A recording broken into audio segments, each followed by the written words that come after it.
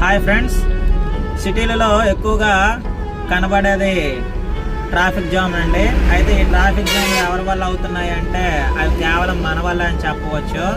అయితే ఈ traffic జాములకి main కారణం మనం చేసే పార్కింగ్ అండి.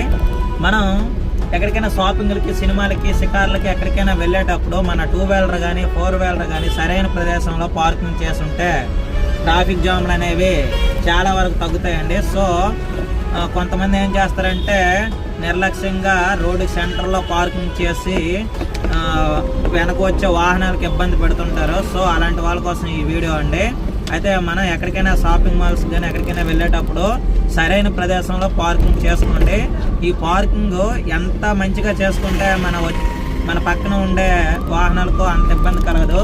సో మనం రాంగ్గా పార్కింగ్ చేస్తే పక్క నుంచి ఒక బస్సు వచ్చాడు అనుకోండి, అక్కడ ఎవరైనా ఎక్కాల్సిన వాళ్ళు దిగాల్సిన వాళ్ళు ఉంటే మనం అడ్డంగా పార్కింగ్ చేస్తే అక్కడ రోడ్ సెంటర్లో బస్సు ఆపుకోవాల్సి వస్తుంది.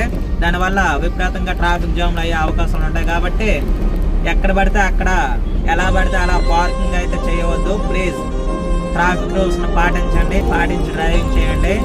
ఓకేనా ఫ్రెండ్స్, బాయ్.